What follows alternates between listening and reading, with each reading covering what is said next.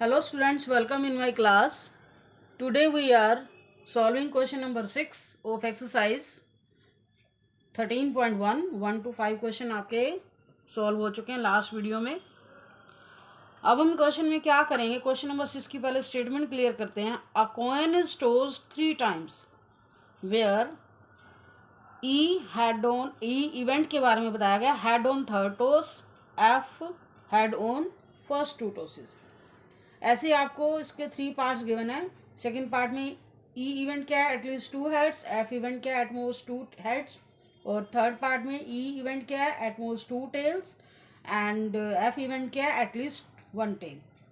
देखो, तीनों पार्ट करने के लिए सबसे पहले तो हमें इसका सैम्पल स्पेस बनाना होगा. आपको पता है कॉइन को 3 टाइम टॉस किया जाता है, तो उसका सैम्पल स्पेस क्या आता है. और आपको इस क्वेश्चन में करना क्या है, डिटरमाइन ई बाय एफ.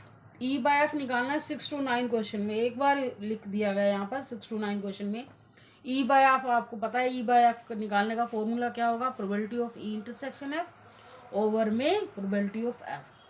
तो सबसे पहले ई इंटरसेक्शन एफ भी चाहिए, और उससे पहले हमें क्या चाहिए, इवेंट्स के बारे में पता होना चाहिए. और इवेंट से लिखने से पहले आपको सैम्पल स्पेस भी पता होना चाहिए. तो जब भी क्वेश्चन करो, सबसे पहला स्टेप आपका sample space and then events.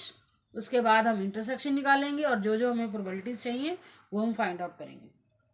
Coin को 3 टाइम टॉस करने पर आपका सैम्पल स्पेस क्या बनेगा, ये आप 10th क्लास में भी पढ़ चुके हो, 11th में भी पढ़ चुके हो. तो इस क्वेश्चन में sample space when coin is toss 3 times, sample space क्या होता है आपको पता है. कॉइन को 3 टाइम टॉस करने पर हमारे पास 8 आउटकम्स आते हैं, और ये फॉर्मूला भी आपको बताया जाता है कैसे. नंबर ऑफ आउटकम्स निकालने का फॉर्मूला, कॉइन को 3 टाइम टॉस किया गया तो 2 के ऊपर 3 पावर लगाओगे, टोटल आउटकम आपके 8 आएंगे. 2 के ऊपर पावर क्यों लगाते हैं, क्योंकि हमारे कॉइन के 2 फेस होते हैं, हेड और टेल. तो इस 2 के ऊपर पावर लगाते हैं, कितनी बार उसको टॉस किया गया उतनी पावर लगा के टोटल आउटकम निकालने का फॉर्मूला होता है. ऐसे ही अगर कॉइन को 2 टाइम टॉस किया गया, आपको पता है कितने आउटकम्स आते हैं, 4 आते हैं, तो हम 2 के ऊपर 2 पावर लगाते हैं, 4 आउटकम्स हो गया. तो sample space when coin is tossed 3 times, तो क्या आएगा. सैम्पल स्पेस आपको बनाने का तरीका, सबसे पहले ट्रिपल एच लो, फिर डबल एच वाले केस बनाओ, डबल एच टी, फिर इस टी को सेकंड नंबर पर लेके आओ, फिर इस टी को फर्स्ट नंबर पर लेके आओ, फिर 1 एच वाले केस बनाओ, एच टी टी, फिर एच को सिंपल मिड में लेके आओ, फिर एच को लास्ट में ले जाओ, ऐसी ट्रिपल टी. तो ये आपको पहले ही पता होगा. अब हमें इवेंट्स के बारे में बताया गया. ई इवेंट के बारे में क्या बोला गया, ई हैड ऑन थर्ड टॉस, और एफ इवेंट क्या कहता है, हैड ऑन फर्स्ट 2 टॉसेस. आपने ऐसे इवेंट सिलेक्ट करने हैं जहाँ पर हेड क्या होना चाहिए, थर्ड टॉस पर होना चाहिए. हेड क्या होना चाहिए, थर्ड टॉस पर. तो यहाँ पर थर्ड नंबर पर कहाँ हेड दिखाई दे रहा है, वही आपने सेलेक्ट करना. जैसे ट्रिपल एच में दिखाई दे रहा है, एच टी एच में दिखाई दे रहा है, टी एच एच में भी दिखाई दे रहा है, और डबल टी एच में भी दिखाई. थर्ड नंबर पर एच होना चाहिए, उससे पहले जो मर्जी हो, उससे हमें कुछ नहीं लेना देना. एंड एफ इवेंट के बारे में क्या बोला गया, head on first 2 tosses. First 2 tosses का मतलब है जैसे फर्स्ट और सेकंड नंबर पर हेड होना चाहिए. जैसे आप ये ट्रिपल एच वाला केस ले सकते हो, और ये वाला भी आएगा, मतलब पहले और दोनों टॉस पर हेड होना चाहिए, और कोई नहीं बनेगा, इसमें 2 ही आएंगे. और हमें क्योंकि ई बाय एफ निकालना, और आपको पता है ई बाय एफ निकालने का फॉर्मूला क्या होता है, probability of E intersection of F by में प्रोबेबिलिटी ऑफ एफ. तो ई इंटरसेक्शन एफ निकालने के लिए सबसे पहले आप इंटरसेक्शन एफ की वैल्यू निकालोगे. क्या होता है, कॉमन एलिमेंट क्या है, ट्रिपल एच वाला है, तो प्रोबेबिलिटी ऑफ इंटरसेक्शन क्या आएगा, 1 आएगा, क्योंकि 1 ही एलिमेंट है, ओवर में टोटल कितना 8. प्रोबेबिलिटी ऑफ एफ कितना है, 2/8, 1/4. अब आपको पता है डिनोमिनेटर में जो वैल्यू होती है हमें उसी की प्रोबेबिलिटी निकालनी होती है. Probability of E intersection F by में प्रोबेबिलिटी ऑफ एफ, 1/8 बाय में 1/4, 1/8 इंटू 4/1, कितना आया आंसर, 1/2. तो इसी तरह से आपको तीनों पार्ट सोल्व करने हैं. फिर भी मैं आपको बता देती हूँ, थोड़ा सा पहले पार्ट्स में मैंने टाइम लगाया, सेकंड पार्ट और थर्ड पार्ट हम थोड़ा जल्दी करेंगे. ई एटलीस्ट 2 हेड, और एफ इवेंट क्या कह रहा है, एटमोस्ट 2 हेड. तो एटलीस्ट 2 हेड का मतलब कम से कम 2 हेड तो होने चाहिए, और मैक्सिमम आपके पास कितने हेड है, 3 हेड. तो यहाँ पर 2 हेड से लेकर 3 हेड वाले केस लोगे। तो सेकंड पार्ट में आते हैं। 2 हेड वाले केस HTH, 2 हेड वाले केस हमारे यहाँ से 1 2 3, 2 हेड वाले केस और 3 हेड, एटलीस्ट का मतलब कम से कम वहीं से शुरू होके अप टू मैक्सिमम तक जाना होता है। तो ई इवेंट 2 हेड वाले केस और 3 हेड वाले केस ले लिए, 4 केस आएंगे। और एफ का मतलब at most 2 heads. At most में क्या होता है, डिक्रीजिंग वे में चलते हैं। 2 head, 1 head and no head. 2 head वाले केस आपके 3 होंगे, 1 हेड एंड नो हेड का मतलब कोई हेड नहीं होता, दैट मीन्स ओल टेल। ऐसे आपने चलना एटलीस्ट में वहाँ से शुरू होके मैक्सिमम तक जाते हैं, और एटमोस्ट में डिक्रीजिंग वे में चलना। ऐसे एटमोस्ट में 2 1 एग्जैक्टली 2 हेड लिखा होता तो 2 हेड वाले लेते, लेकिन एटमोस्ट जब वर्ड आ गया तो 2 हेड वाले केस, 1 हेड वाले केस एंड नो हेड वाले, दैट मीन्स ट्रिपल टी वाले केस भी लोगे। अब इन दोनों का सब में आपको ई बाय एफ निकालना है। ई इंटरसेक्शन एफ की वैल्यू निकालो। ई इंटरसेक्शन एफ में क्या आएगा आपको पता है, 2 हेड वाले केस आएंगे, कॉमन एलिमेंट। 2 हेड वाले केस जितने भी हैं सारे सिलेक्ट कर लो, HT, HTH। अब हमें पता है इंटरसेक्शन की प्रोबेबिलिटी चाहिए और एफ की प्रोबेबिलिटी चाहिए। एफ में कितने एलिमेंट है, 7 एलिमेंट है। अब आपको ई बाय एफ निकालना है, वेरी सिंपल। क्या करना होगा, हमें डिवाइड करना है। ई बाय एफ की वैल्यू निकालनी है, probability E by F, probability of intersection F over probability of F. तो 3/8 बाय में 7/8 वैल्यू हमने पहले निकाली है, उसको आप डिवाइड कर लोगे। ऐसे ही थर्ड इवेंट है हमारे पास। थर्ड इवेंट में आपको क्या करना है, एटमोस्ट 2 टेल। फिर वही हमारे पास स्टेप आ गया। एटमोस्ट का मतलब एटमोस्ट 2 से शुरू हो गया, 2 1 0, मतलब 2 टेल वाले, 1 टेल वाले और 0 टेल वाले। 0 टेल का मतलब कोई टेल नहीं होना चाहिए। तो 2 टेल वाले, 2 टेल वाले, 1 टेल वाले and 0 tail, that means all are heads. ऐसे ही एफ इवेंट बताया गया, एटलीस्ट 1 टेल। एटलीस्ट 1 टेल का मतलब at least 1 tail, 2 tail, 3 tail. Maximum आपके पास कितने हैं, एटलीस्ट में उसका उल्टा हो जाता है, वहीं से शुरू के आपको मैक्सिमम तक जाना। अब इंटरसेक्शन में क्या आएगा आपके पास, एटमोस्ट 2 टेल वाले आपके एटमोस्ट। इंटरसेक्शन में क्या आएगा हमारे पास, ई इंटरसेक्शन एफ क्या आएगा यहाँ पर, कॉमन एलिमेंट क्या आएंगे, HTH एंड THH। तो आपके कॉमन एलिमेंट ये आ गए। इनकी प्रोबेबिलिटी निकाल दो, probability of intersection by F. E intersection F की वैल्यू क्या आएगी, 3/8, और प्रोबेबिलिटी ऑफ एफ की वैल्यू क्या आएगी, 7/8। ई बाय एफ की वैल्यू क्या आएगी, प्रोबेबिलिटी ऑफ इंटरसेक्शन ओवर में प्रोबेबिलिटी ऑफ एफ, डिवाइड करोगे आपके पास आंसर आ गया। क्वेश्चन नंबर 7 पे आते हैं। लगभग आपके क्वेश्चन सेम ही है। अब 7 क्वेश्चन में क्या बोला गया, 2 कॉइन्स आर टोस्ड वंस। 2 कॉइन को टोस्ट किया गया। 2 कॉइन को टोस्ट करने पर टोटल आउटकम कितने आते हैं, 4। और यहाँ पर पहले सैंपल स्पेस लिखोगे, इसके बाद आपको क्या करना है, 2 कॉइन को टोस्ट करने पर सैंपल स्पेस क्या आ रहा है हमारे पास, 2 coin. When 2 coins are tossed then sample space HH, TH, HTH। और इवेंट क्या बोला गया है, ध्यान से आपको बनाना है। Event tail appears on 1 coin, और एफ में क्या बोला गया, 1 coin shows head, tail appear on 1 coin. E में tail appear 1 coin, tail appear होना चाहिए 1 कॉइन में, तो दूसरे कॉइन में क्या आ रहा है, नेचुरली हेड होगा, तो टेल हेड, हेड टेल। ऐसे ही एफ इवेंट क्या रहा है, 1 कॉइन शोज हेड, तो 1 कॉइन हेड शो करे तो नेचुरली दूसरा टेल करेगा। एक्चुअल में दोनों इवेंट क्या है, सेम है। ये उसमें क्या कह दिया, इसमें एक पे टेल होना चाहिए, इसमें 1 पे हेड होना चाहिए। देखो एक पे टेल आएगा तो नेचुरली दूसरे पे हेड आएगा, तो इस केस में भी एक पे हेड आएगा तो नेचुरली दूसरे पे टेल आएगा।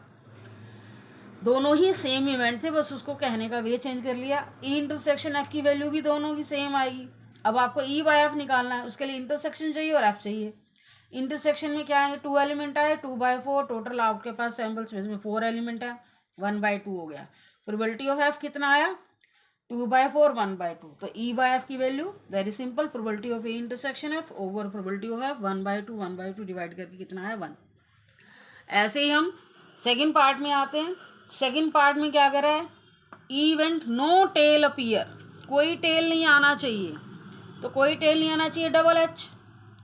और इसमें क्या कह रहा है, नो हेड अपीयर, तो डबल टी। ई इंटरसेक्शन एफ क्या आएगा, फाई आएगा। जब जिस एलिमेंट की प्रोबेबिलिटी जो सेट में आपके पास कोई एलिमेंट नहीं है, फाई का मतलब क्या होता है, कोई एलिमेंट ही नहीं है, तो उसकी प्रोबेबिलिटी क्या होगी, ज़ीरो। क्योंकि प्रोबेबिलिटी में हम क्या करते हैं, उसकी काउंटिंग ही तो लेते हैं। जब एलिमेंट ही नहीं है तो नेचुरली उसकी काउंटिंग ज़ीरो होगी। तो प्रोबेबिलिटी ऑफ ई इंटरसेक्शन क्या आएगी, ई इंटरसेक्शन एफ की प्रोबेबिलिटी ज़ीरो आएगी। और आपको ई बाय एफ निकालना है, तो उसमें क्या लिखते हो, probability of E intersection F over में प्रोबेबिलिटी ऑफ एफ। इसकी काउंटिंग ज़ीरो है, लेकिन प्रोबेबिलिटी ऑफ एफ की वैल्यू कितनी आएगी, 1/4, क्योंकि कितने एलिमेंट है, 1 है, 1/4। देखो आप डायरेक्ट भी लिख सकते थे 0/समथिंग, हमें पता है 0 होता है, लेकिन हम ये पूरी वैल्यू शो करके दिखाएंगे। ठीक है, 0/1/4, प्रोबेबिलिटी ऑफ हाफ की 1/4 है, 0/समथिंग इज 0।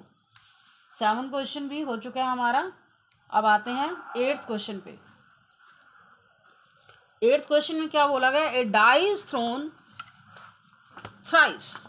क्वेश्चन को बड़े अच्छे से समझो, स्टेटमेंट ही सबसे पहले आपको, ए डाई इज थ्रोन 3 टाइम्स। एक डाई को जब 3 टाइम टॉस किया जाता है, आपको पता है कितने केसेस होते हैं, टोटल 216 केसेस आते हैं। A die is thrown three times, then total outcome is 216। अब देखो 216 केसेस तो हम लिख नहीं सकते, यहाँ पर बहुत लंबा प्रोसेस हो जाएगा। हमें क्या करना है, वही शो करना है जो हमें चाहिए। देखो 8th क्वेश्चन में die is thrown 3 times, E event 4 appear on the third toss, 4 appear on the third toss. E event में क्या कह रहा है कि ऐसे इवेंट लोगे 4 जो होना चाहिए, थर्ड नंबर पर 4 आना चाहिए। आपको पता है जब 3 डाइस थ्रो करोगे तो टोटल आपके पास 3 डिजिट आएंगे ना ऐसे, तो आपने वो सिलेक्ट करने हैं जिसमें लास्ट में 4 आ रहा हो।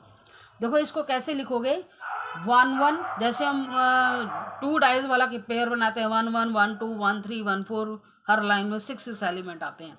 तो यहाँ पर भी आप 1 1 फर्स्ट एलिमेंट फिक्स करके सेकंड चेंज करते चलो, 1 6 4 आ जाएगा।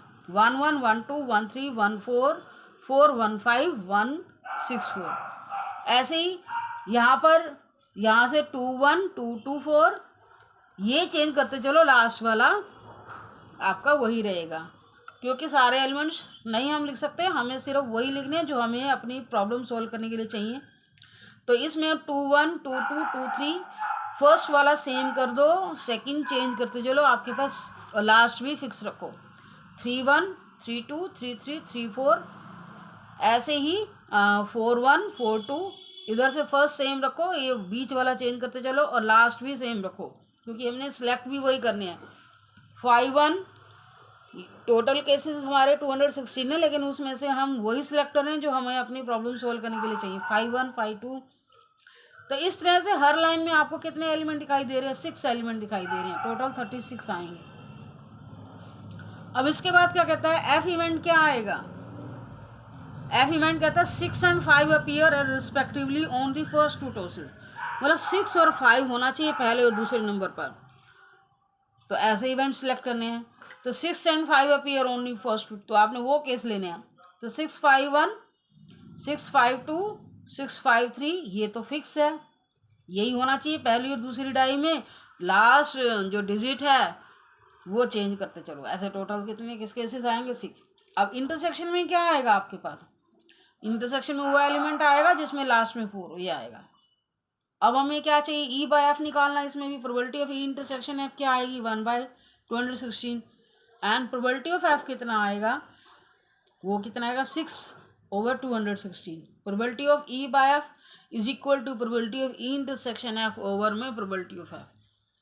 तो 1/216, 6/216, 1/216, 216/6, 1/6।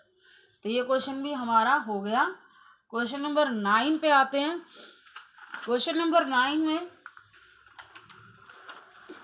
आपको पहले स्टेटमेंट समझो, इसमें सैम्पल स्पेस में थोड़ी सी प्रॉब्लम हो सकती है, लेकिन बड़े केयरफुल होकर आपने बनाना। Mother father and son line up random for a family picture, तीनों लाइन में बैठे हैं for a family picture. E event क्या है, son on one end, F event क्या है, फादर इन द मिडल। कहता है कि एक हमें यहाँ पर देखो इवेंट लिखने के लिए हमें सबसे पहले सैम्पल स्पेस लेना पड़ेगा। सैम्पल स्पेस का मतलब सारी पॉसिबिलिटीज जो भी हो सकती हैं, कौन मिडल में आ रहा है, तीनों बारी बारी से मिडल में आ रहे हैं, ठीक है। तो इसके लिए आपने क्या करना है, पहले सैम्पल स्पेस बनाना है। तो सैम्पल स्पेस के लिए हम मदर को एम से डिनोट कर लेते हैं, फादर को एफ से, ऐसे आपको लिखना है, सन को एस से। तो आपको मैं बता रही हूँ टोटल 6 केस आएंगे सैम्पल स्पेस में। इसको कैसे रिप्रेजेंट करोगे, ऐसे ही लिखना। देखो एक लाइन में सारे इकट्ठे ही लिखना, अब मतलब एग्जाम में हमें इजी रहे। मैंने क्या किया, पहले सन को वन एंड पर लास्ट में बिठा दिया। सन को पहले 2 केस बनाए, सन को मदर फादर सन लास्ट में, दोनों केसेस में। यहाँ पर क्या किया, फिर फादर को फर्स्ट नंबर पर कर दिया, मदर को इसको फिक्स रखा। फिर सन को फर्स्ट नंबर पर लाए, मदर फादर, सन को फिक्स रखा, फादर मदर, इन बाद वाले दोनों चेंज कर दिए। मतलब इससे आपकी सारी पॉसिबिलिटीज आ जाएंगी। अब सन को मिड में कर दिया, एम एफ, फिर सन मिड में ही रहा है, फिर एफ को आगे कर दिया, एम पीछे हो गया। टोटल 6 केस आएंगे सैम्पल स्पेस में। तो इस तरह से आपको करना है। अब अपने इवेंट लिखो जो बोले जा रहे हैं। इवेंट क्या कह रहा है, son on one end, son होना चाहिए वन एंड पर। तो इवेंट में son on one end, one end पर का मतलब लेफ्ट साइड में भी हो सकता है, राइट साइड में हो सकता है। 1 2 केस ये हैं, 2 केस ये हैं, हमारे पास टोटल 4 केस हैं। और एफ इवेंट क्या कह रहा है, फादर इन द मिडल। तो फादर इन द मिडल कहाँ कहाँ है आपको, एक एम एफ एस में है और एस एफ एम में है, बस 2 ही केस है हमारे इसमें। अब ई इंटरसेक्शन एफ क्या आएगा, ई इंटरसेक्शन एफ वही आएगा जिसमें सन वन एंड पर हो, यही दोनों एलिमेंट आ जाएंगे। प्रोबेबिलिटी क्या आएगी, 2/6। प्रोबेबिलिटी ऑफ एफ क्या आएगी, वो भी 2/6। अब हमें ई बाय एफ की वैल्यू निकालनी है। ई बाय एफ के लिए आपको क्या करना होगा, probability of E intersection F by में प्रोबेबिलिटी ऑफ एफ, 1/3 डिवाइड करके क्या आया, 1 आया। क्वेश्चन नंबर 10 पर आते हैं। क्वेश्चन नंबर 10 में भी आपको थोड़ा सा और केयरफुल रहने की जरूरत है। इसमें a black die and a red die are rolled. Find the conditional probability that of obtaining a sum greater than 9 and given that black die resulted in a 5. देखो अब तक जितने भी क्वेश्चन थे कंडीशनल प्रोबेबिलिटी निकालने के लिए आपको खुद ही बताता आ रहा है, ई एफ इवेंट खुद ही देते आए हैं। ई बाय एफ निकालना वेरी सिंपल, इंटरसेक्शन की वैल्यू ऊपर रखते हैं, नीचे हमने क्या करना है। तो इस क्वेश्चन में आपको इवेंट भी खुद सपोज करनी है, ये चीज़ आपने ध्यान रखनी है। आगे जितने भी क्वेश्चन होंगे हमें कंडीशनल प्रोबेबिलिटी लिखने के लिए इवेंट्स खुद सपोज करने होंगे। Find the conditional probability obtaining A some greater than 9। तो आपने जिसकी प्रोबेबिलिटी निकालनी, एक इवेंट आप बोलोगे, and given that the black die resulted in a 5। Given that, ये साथ में क्या आ गया, कंडीशन आ गई। तो एक इवेंट तो हम बोलेंगे जिसकी प्रोबेबिलिटी निकालनी है, एक इवेंट होता है जो कंडीशन के लिए, जैसे ई बाय एफ निकालते हो तो एफ उसकी कंडीशन है। ई इवेंट आपका हो जाएगा प्रोबेबिलिटी निकालने वाला, और एफ क्या हो जाएगा, जो गिवन कंडीशन है। अब ये आपके ऊपर डिपेंड करता है कि आप क्या नेम दे रहे हो, ई बाय एफ दे रहे हो, ए बाय बी दे रहे हो, जो आप नेम दे रहे हो, जिसकी प्रोबेबिलिटी निकालनी वो न्यूमरेटर में रहेगा। तो हम क्वेश्चन पे आते हैं। सबसे पहले तो ब्लैक डाई और रेड डाई, 2 डाई हैं। डबल डाई को आपको पता है टॉस करने पर सैंपल स्पेस में टोटल आउटकम कितने आते हैं, 36। सबसे पहले तो सैंपल स्पेस लिखते हैं। When 2 dice are thrown then total outcomes are 36। ये आपको बनाना आता है 1 1। फर्स्ट डिजिट सेम रखो सबका फर्स्ट लाइन में, सेकंड वाला चेंज करते जाओ। ऐसे ही लाइन में बनाने हैं। हर लाइन देखो, पहले 1 वाली लाइन, फिर 2 वाली लाइन, सेकंड वाला चेंज करते जाएंगे, फिर 3 वाली लाइन, 4 वाली लाइन, 5 वाली लाइन, 6 वाली लाइन। हर लाइन में आपको 6 मिलेंगे। और यहाँ ब्रैकेट क्लोज ऐसे करते हैं, इकट्ठे मत लिखना। ऐसे सैम्पल स्पेस हमें क्लियर लगता है, हमें प्रॉब्लम सॉल्व करने में इजी रहता है। Let A be the event getting sum greater than 9। देखो हमें पहले इवेंट 2 इवेंट सपोज करने पड़ेंगे। एक तो प्रोबेबिलिटी वाला, find the conditional probability that obtaining a some greater than 9। तो इसकी प्रोबेबिलिटी निकालनी है ना, तो हम क्या करेंगे, let A be the event getting a sum greater than 9। let a be the event getting sum greater than 9।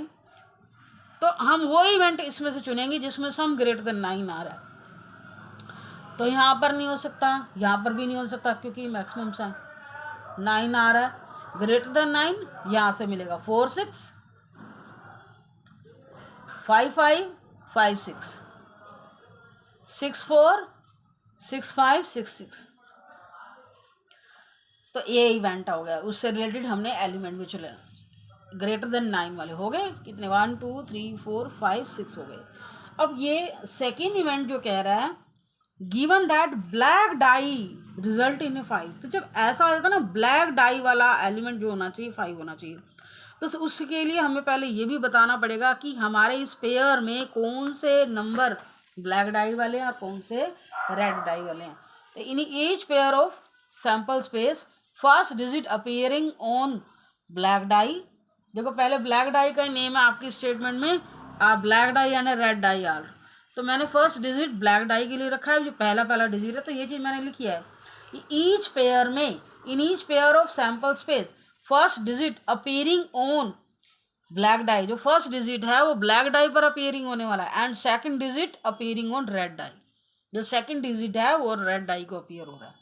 तो बी इवेंट क्या होगा, B event black die resulted, B event let B be the event black die resulted in 5। B event क्या लेना है, black die जो है result दे रही है 5, तो 5 दे रही है, मतलब आपने वो इवेंट सेलेक्ट करने जहाँ पर ब्लैक डाई 5 बना रही है, 5 डिजिट शो कर रही है।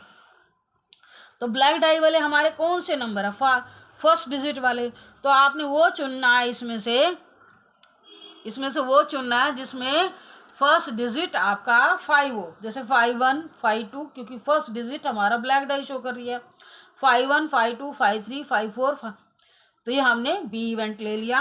तो इस तरह से मेरे कितने बन गए यहाँ पर, टोटल 6 बन गए। अब हमें क्या करना है, ए इंटरसेक्शन बी निकालना है। ए इंटरसेक्शन बी में क्या आएगा, वो एलिमेंट लोगे, क्योंकि ए में क्या लेना है, सम क्या होना चाहिए, ग्रेटर देन 9, तो हमें दोनों का कॉमन लेना, तो ग्रेटर देन 9 वाला सम किस में आ रहा है, 5 5 में आ रहा है, 5 6 आ रहा है। मैंने ए बी इवेंट दिया है, यहाँ पर ई एफ नहीं है, तो प्रोबेबिलिटी हमें किसकी निकालनी है, फाइंड दी प्रोबेबिलिटी, कंडीशनल प्रोबेबिलिटी ऑब्टेनिंग अ सम ग्रेटर देन 9, तो ग्रेटर देन 9 वाले को मैंने ए इवेंट लिया, तो ए को ऊपर रखोगे, एंड गिवन दैट, ये कंडीशन होगी, बी को नीचे रखेंगे, तो हमें ए बाय बी निकालना है, जिसकी प्रोबेबिलिटी निकालनी है उसको ऊपर रखना है, तो ए बाय बी निकालना है। तो A probability of A intersection B over में probability of B, A intersection B की वैल्यू 1/18 आई है और बी की वैल्यू 1/6 आई है। तो ये चीज़ आपको देखनी है कि आप जो इवेंट्स पोज कर रहे हो उसको ध्यान से करना है। सेकेंड पार्ट है find the conditional probability obtaining the sum 8 and given that red die resulted in a number less than 4।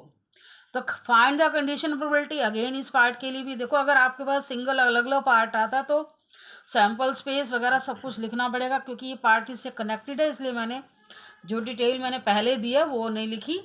तो अगर आपको अलग से पार्ट आता है तो ये आपको सारा ये डिटेल आपको लिखनी पड़ेगी, सैम्पल स्पेस देना पड़ेगा और ये लिखना पड़ेगा ईच पेयर में first digit appearing on black die and second digit appearing on red die, सब कुछ लिखना पड़ेगा।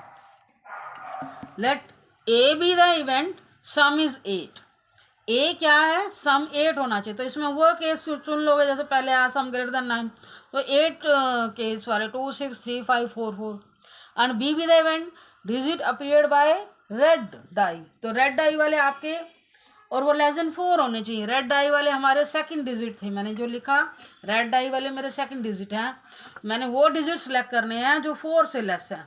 तो 4 से लेस आपके कौन से होंगे, सेकंड नंबर वाले, सेकंड नंबर वाले आपके डिजिट 4 से लेस होने चाहिए, 1 1 1 2 1 3, बस ये आएंगे।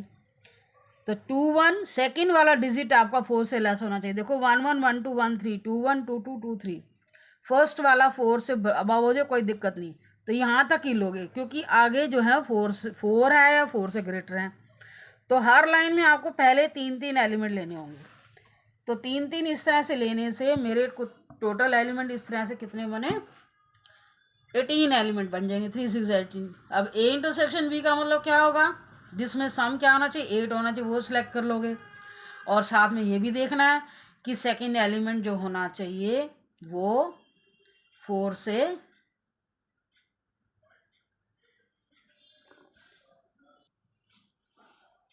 तो ए इंटरसेक्शन बी में आपने वो लेने हैं कि सम भी 8 रहे और सेकेंड एलिमेंट क्या होना चाहिए 4 से लेस। तो ए इंटरसेक्शन बी में क्या आएगा 6 2 एंड 5 3।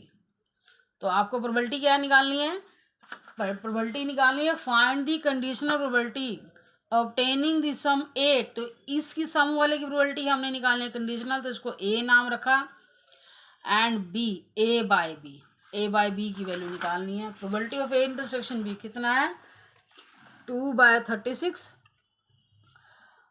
उसके दो केस हैं, प्रोबेबिलिटी ऑफ बी कितना है 18/36 1/2। ए बाय बी क्या मतलब probability of A intersection B over probability of B 1/18 1/2 1/18 into 2/1 1/9 आ गया।